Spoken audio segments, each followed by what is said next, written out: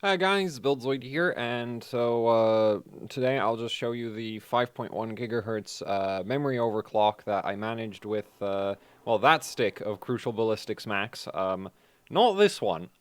This one well, the thing is, I got both sticks up to 5 gigahertz, but that's the one that I ultimately, like, I tried to get 5.1 out of this one for a while, but then eventually I swapped sticks, and this one just kind of did 5.1 immediately, so, I think that might have also been down to the fact that that stick was sitting on the desk and kind of cool at the time, but I think there might have been just a temperature disparity between the sticks. So right now this should still have the 5.1 gigahertz profile on it. It should still post, and I figured, yeah, let's just go through the settings and I'll show you that it does work. So actually, like I want to share the actual like memory settings for this. So yep, this is great. So I booted that booted immediately. So that's good. Doesn't normally tend to do it that easy. So yeah, you can see we're at 5.1 gigahertz. Yay me. So that's my personal record for memory frequency at this point. My previous record for AMD specifically was 4733. So this is actually a huge jump for me on AMD because previously my frequency record was, for memory frequency, was on Intel. And that one was progressing, like, I think I did 4.7 or 4.8 on, like, Z270. And then I did slightly higher than 4.8 on X299. And then again a little bit more than 4.8, like a little bit more than that on Z390. Then eventually I got the Samsung D-Die stick. That finally did 5 gigahertz on Z390. Well, this is 5.1. So this is another 100 megahertz on top of that. So that's pretty cool. Anyway, let's take it into Windows. This is horribly unstable, but we can look at the BIOS settings even without the profile actively running. I do have MaxMem on this because somebody suggested that. Like, MaxMem's normally just like a Samsung BDI thing where essentially you restrict how much RAM Windows has access to. So this is obviously a 8 gig Crucial Micron Rev E Micron Rev E memory stick, so, you know, it has 8 gigs of capacity, but I do believe the operating system is right now only allowed to use, 3 gigs of that. And that can just help with stability when pushing really aggressive memory overclocks. Like, some memory chips need it, some don't. Samsung BDI, very specific, like, Samsung BDI, if you go over, like, 1.7, 1.75 volts, you absolutely must have it, or you're not even getting into Windows. If you're on, like, this can actually get into Windows with all 8 gigs available. It's just like saving validation files for CPU Z tends to not work so great. So yeah, this right here is this is 5.1, and I also want to do a 5G like actual performance attempt in this video. So that's 5.1. Yay me.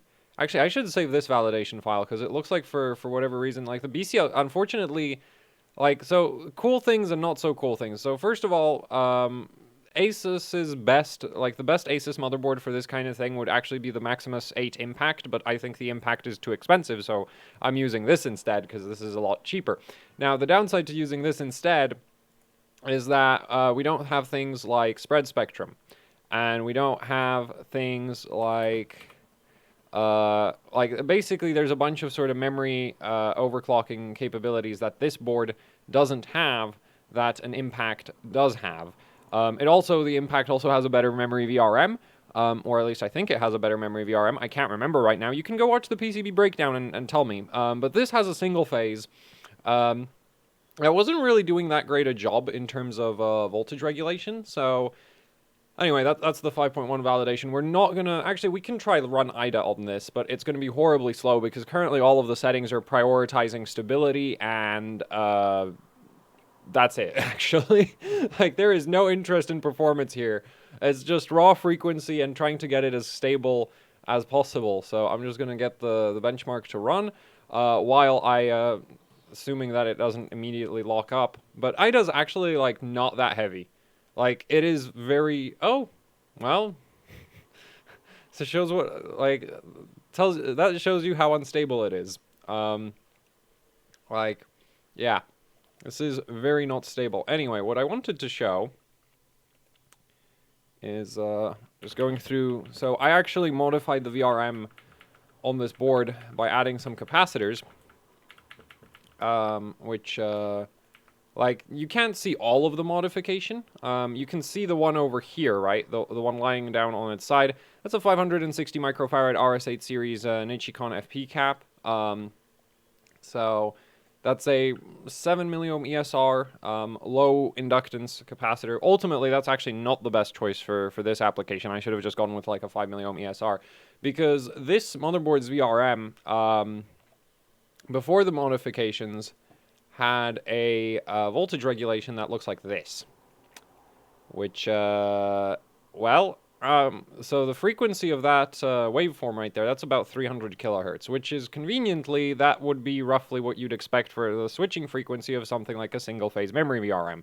So I figured, oh, this probably doesn't have enough output filtering to... Because there are some boards that I've tested where you just get a straight line on the output. Like, it's a flat line. And, yeah, this obviously not very flat line. This is AC coupled, so we can't actually see the voltage level. This was tested with a Samsung eDie memory stick, and this is a measurement from the actual memory stick. This isn't from the motherboard. Normally, what I'd expect to see on a oscilloscope shot of a memory stick is just the refresh cycle of the memory stick. But here we see what, like, and that doesn't run at 300 kilohertz. So here we have some 300 kilohertz stuff. That's probably the VRM itself switching on and off. Though the waveform looks a little bit wrong. I'm not really sure why there's the flat section. Like, we get the spike. The spike makes sense, but the flat part doesn't make a lot of sense to me. We occasionally see some, like, lower dips below that. I have a suspicion that that might be, that's some kind of load on the actual memory. Anyway, so that's one of the images. So we'll just remove that.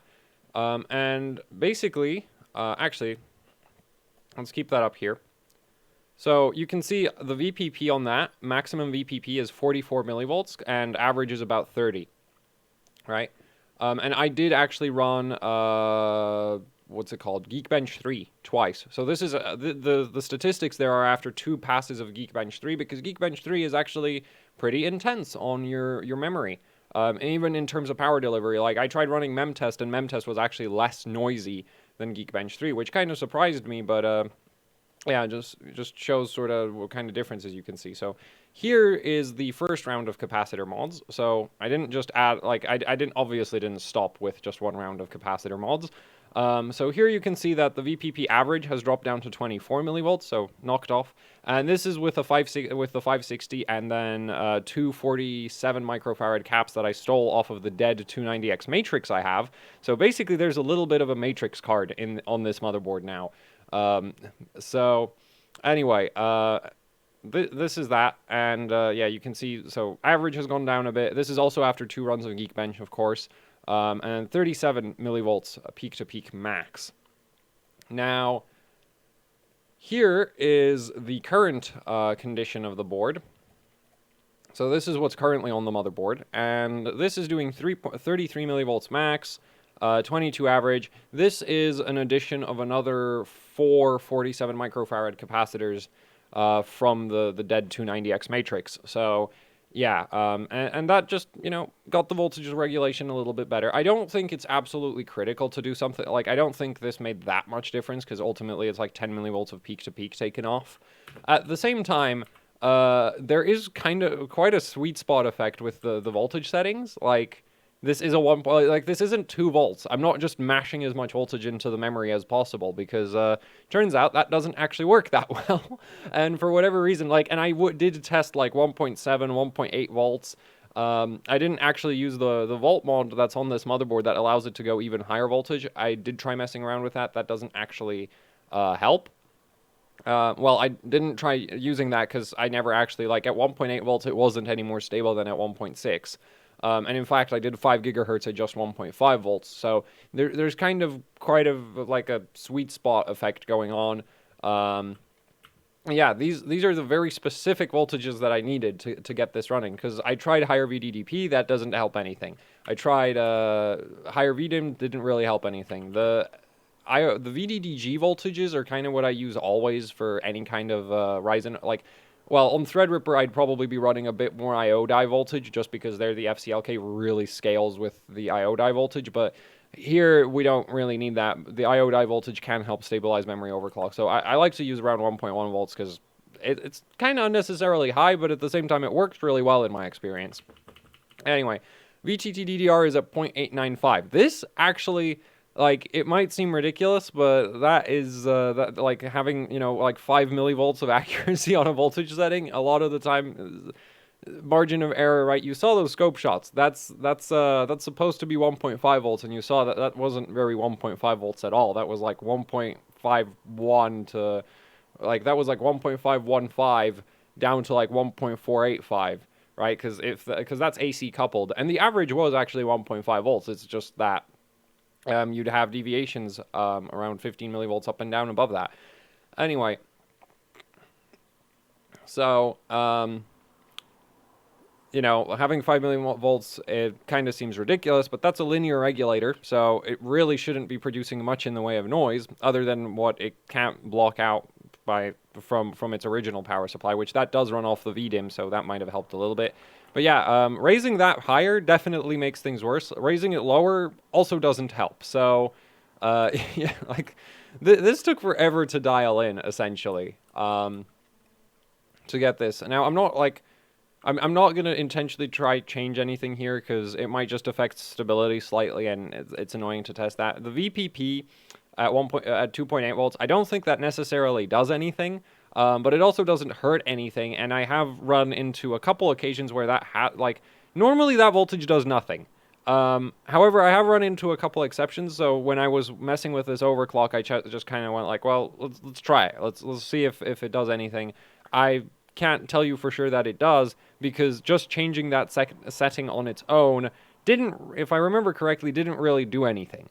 So that's kind of the biggest problem with any kind of, like, when you're really going for it, memory overclocking, where it's like you need to dial in your voltages perfectly, and and it's not even like, oh, you need to set this voltage to a specific level. No, it's like this voltage has to be at a specific level, while this other voltage is also at another specific level. Like 1.65 volts on its own doesn't work.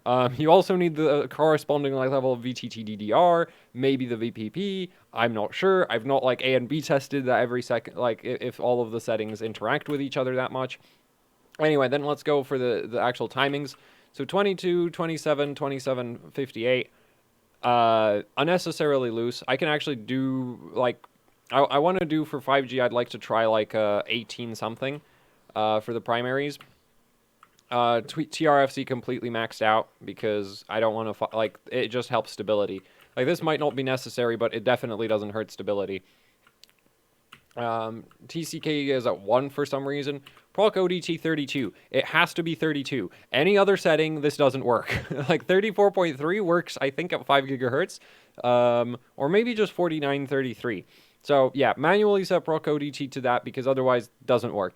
Command rate 2T. Gear down mode works at 5G, but it does not work at 5. Or it's not as stable as 2T at 5.1G. I can't remember right now, because I've kind of run through a lot of settings on this.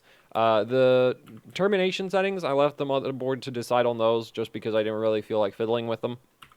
And then the drive strengths are just maxed out.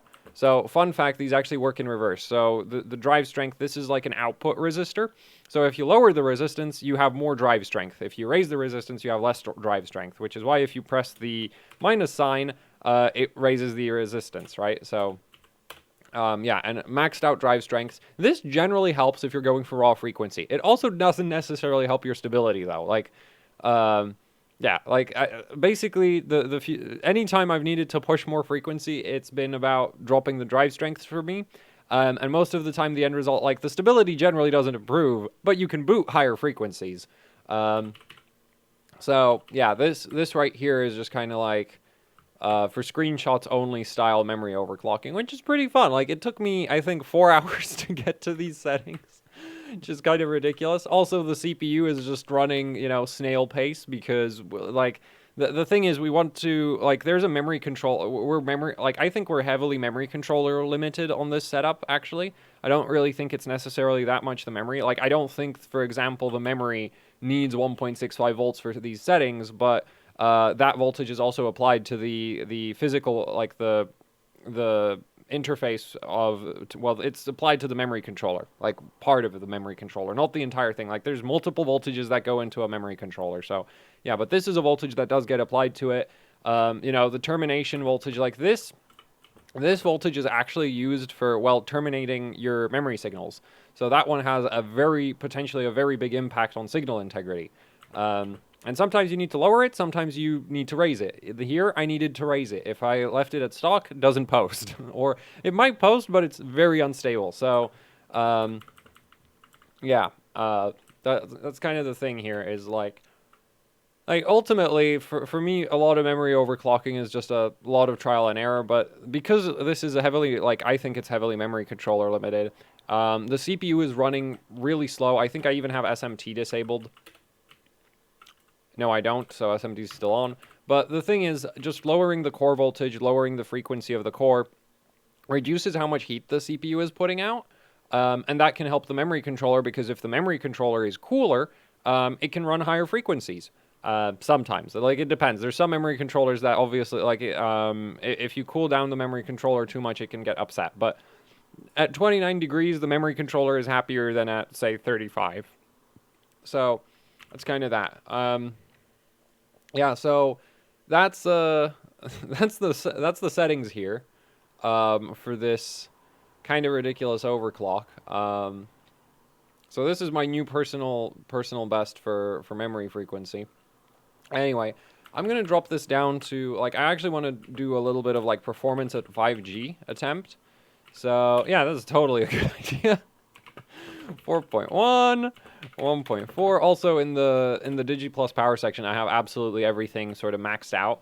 So, you know, SoC getting 600 kilohertz switching frequency, which should in theory give us the best power delivery. There's no memory VRM settings over here, so that's another, like, if you had an impact, you would probably have VDDR switching frequency. This is not an impact. This is a Strix board. It's not really meant for this kind of thing. You don't have VDDR switching frequency settings. Theoretically, I could try to mod the board to raise the switching frequency of the memory VRM, but there's two issues with that. One, the controller on this, I don't have any, I don't have any documentation. So the fact that I even figured out how to volt mod it, kind of an achievement. Figuring out which pin on that chip sets the switching frequency, it might not be adjustable. Like, there are chips that literally ship at a fixed, there are controllers that are very low cost where it's just like, you can't adjust the switching frequency. They just run at 300 kilohertz, always. Nothing you can do about it. So it might be one of those, so it might not be adjustable at all. The other thing is, raising the switching frequency raises the heat output of the memory VRM, and there's also potential concerns that you might upset the control loop just raising the switching frequency. Whereas if you have that implemented in your motherboard BIOS, it'll be implemented where they've actually checked that that doesn't cause any major negative side effects at the very least. So, yeah, anyway, so I want to do 5G, and we're going to try 18. Like, these are 4000 CL18 memory sticks, so they're pretty damn good. I think we're going to go for like 48. These do have a pretty bad, like, TRC limit most of the time, and I have no idea where that would end up at this kind of frequency. So anyway, let's save and reset and hope that this this posts now. So I wish I had a postcode. Also, the setup has a tendency to power cycle a lot. Oh, good. Okay, I did get the settings right, because it just trained immediately. So that's a pretty good sign. So we'll power down. I'll put in the second stick, because here's the thing: if you're going for performance on one stick, you're limiting yourself to literally half your memory bandwidth. Obviously, running two sticks more difficult, but I did do 5 gigs on. I did manage to do 5G on 2 sticks, so, you know, I'd expect it to work again. And it does. And we are not going to run IDA with auto settings, because I did do an IDA run with auto settings for all the subtimings, and it's terrible.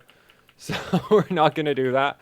Like, I don't need to show you. Because the thing is, at the current settings, this is probably going to run like 50, maybe 50 gigs of read bandwidth.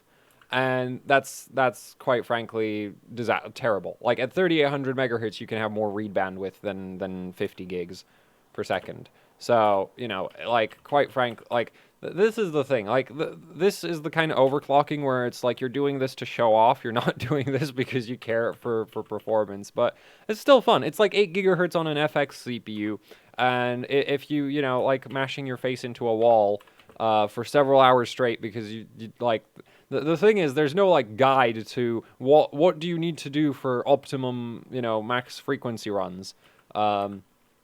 Well, actually, there have been like I think for Hynix AFR 4 gigabit, there was an actual like high frequency overclocking guide from Extreme Addict, back when he still was like he's I think he's retired right now from extreme overclocking. But yeah, he had a guide for how to run AFR at like 4+ gigahertz when AFR was still like 4 gigabit AFR was actually kind of competitive at one point in time, believe it or not. Let's see, 4.4, hope for the best. That's a bit high. I know, like, the thing is, I don't really want to fight it that much, so yeah, so we're gonna go for that. And I am going to call it a day. That shouldn't upset anything too much. Like, it'll be slightly faster than auto, but it probably won't be great. And please post. So yellow is the memory controller.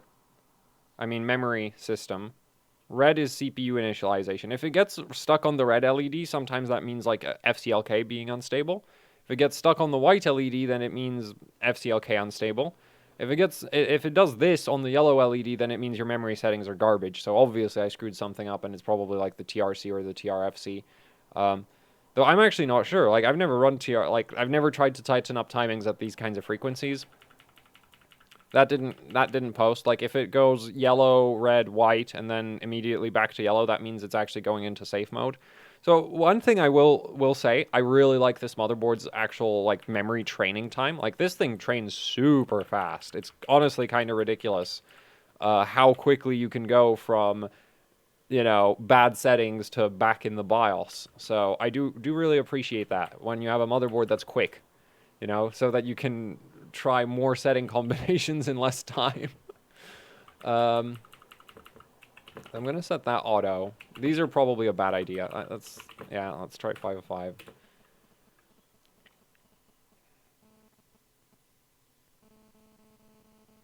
Oh, so it was the SCLs, probably.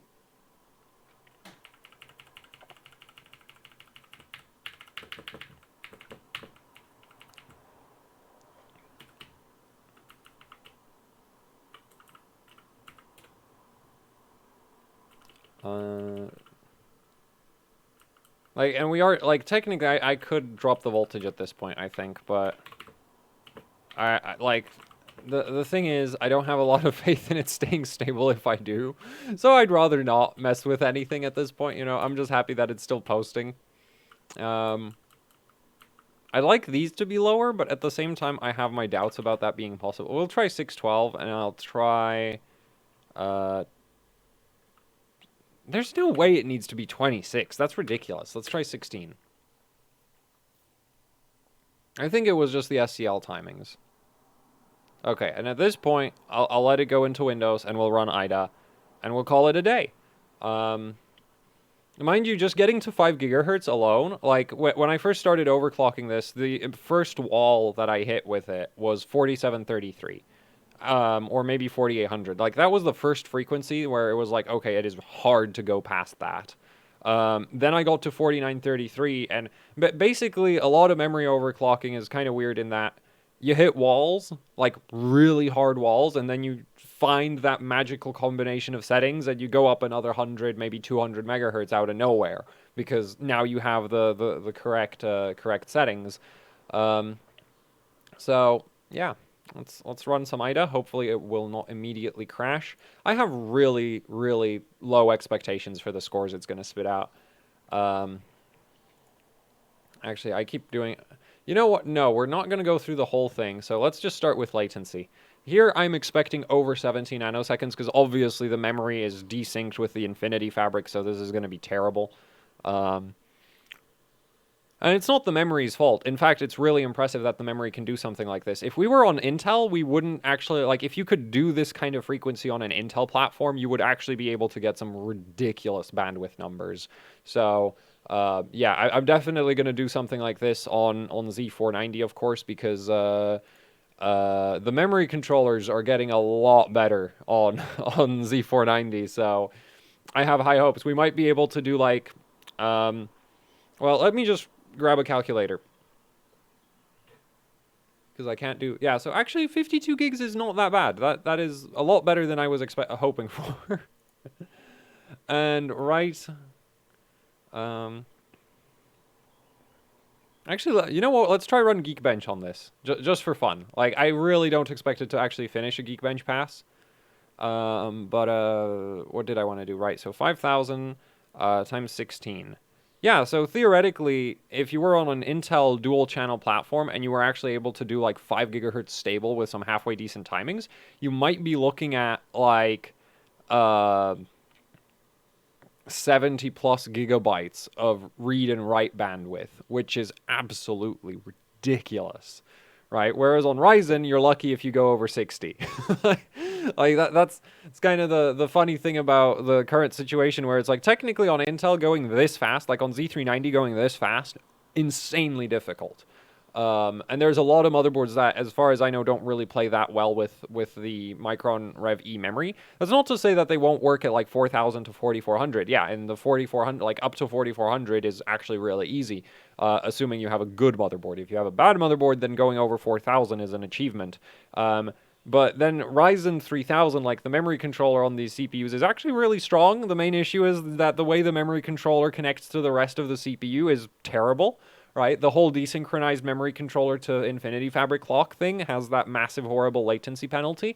And a side effect of that is it also pretty much hard caps how much bandwidth you can go at around a little over... Like, the Infinity Fabric is not physically capable of transferring much more than, like, 60-something gigs per second, if I'm not mistaken.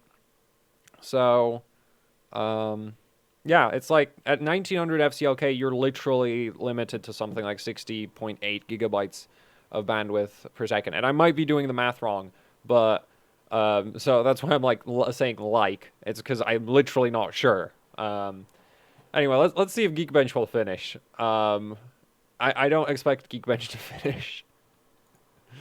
I fully expect it to just crash on Dijkstra. Though we do have 2.9, like, only 3 gigs of memory available, so that might help us. Like, Maximum does help quite a bit can help quite a bit with stability. So, yeah, the fun thing is also ASUS themselves only, like, market this motherboard as being capable of going up to 4800. So, I'm pretty happy with this. Like, that's not to say that a lot of the time, like, the frequencies that you see in the marketing materials from various motherboards, and whoa, it finished Dijkstra, I'm surprised by that, but, like, the frequencies you see, a lot of the time, they'll be, like, sometimes they'll be constrained by what's available in terms of, like, XMP memory kits, right?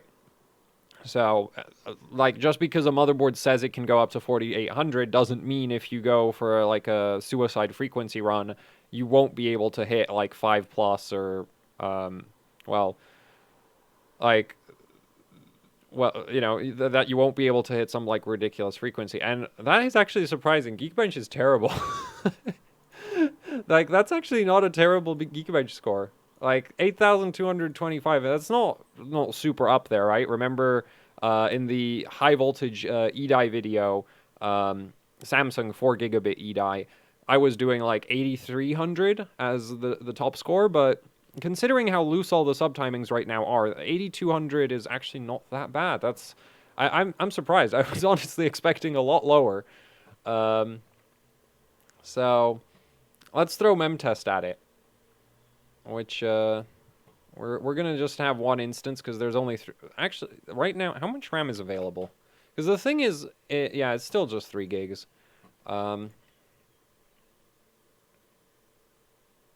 I was expecting errors instantly.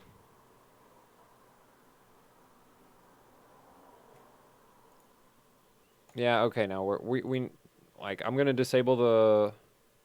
So the way you set maxmem is you run msconfig, which is this lovely thing. And then you go advanced options, and here you can set your maximum memory. So right now I have it set to 3,000 megabytes, or almost 3 gigs.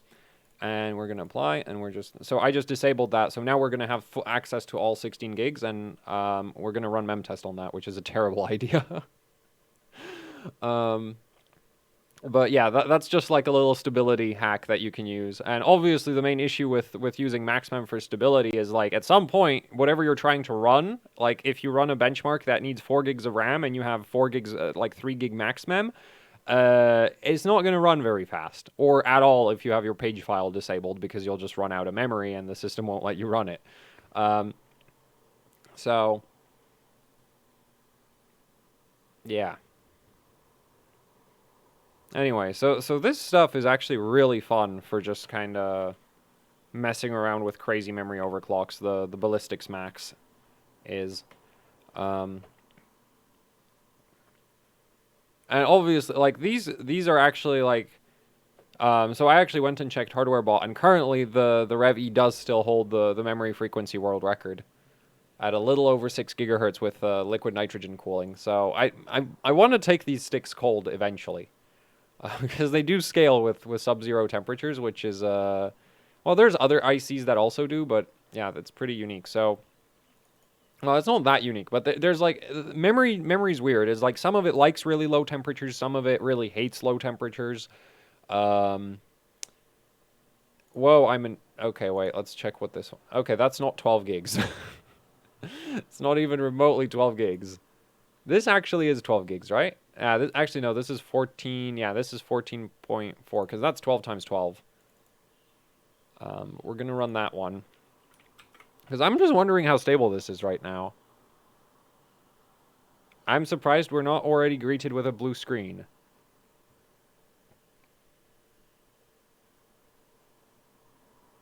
So, yeah, and so that's like, this is fun memory. This is very fun memory for overclocking, and it's still not throwing up any errors. Like, I am really surprised by that. Oh, there we go, and it's disintegrating. Yeah, so it would, theoretically, it's probably possible to stabilize something like that. I'd assume I have the TRFC too low or something. And there we go.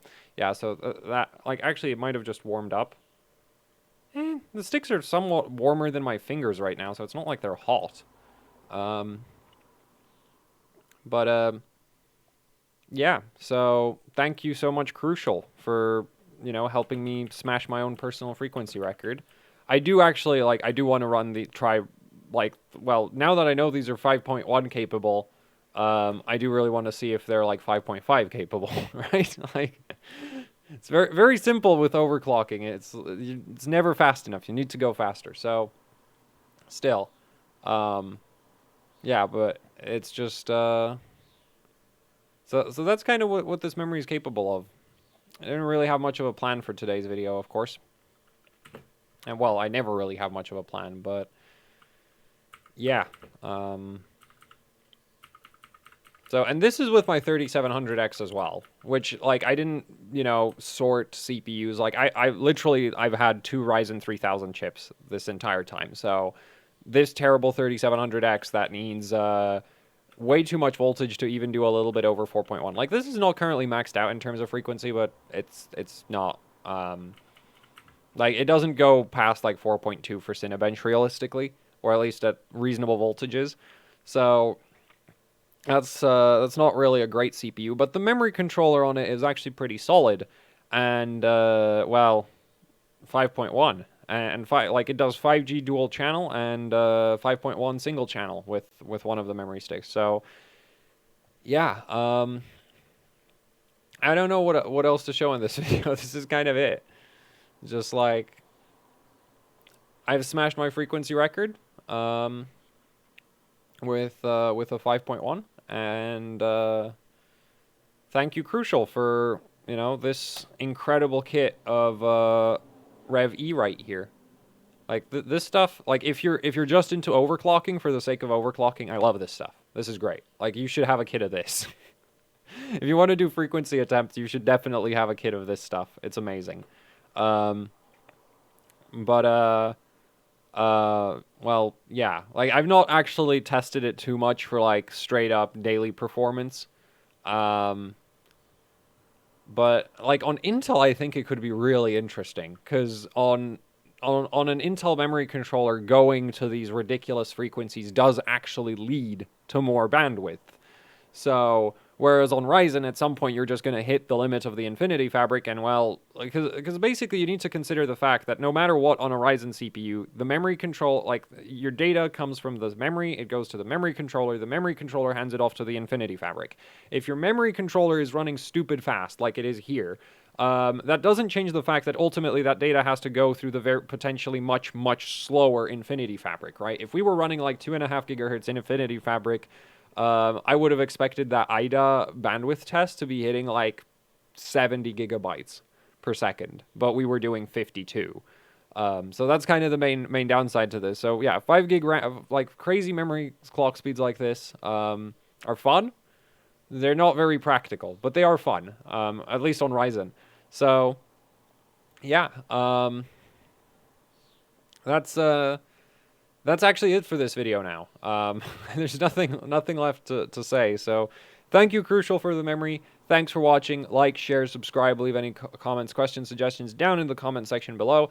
And if you'd like to support what I do here with actually hardcore overclocking, I have a Patreon where you can support me directly, which is how I got the rest of the system. All right, Crucial provided the memory here, but thank you, patrons, for the 3700X, the GPU, the power supply, the motherboard, the cooler technically as well, because that came with the CPU, right? So thank you, patrons, and also if you bought anything on the ASUS Teespring store, like shirts, stickers, posters, you know, the usual YouTuber merch, that also helps out with running the channel a lot. Actually, also like the capacitor.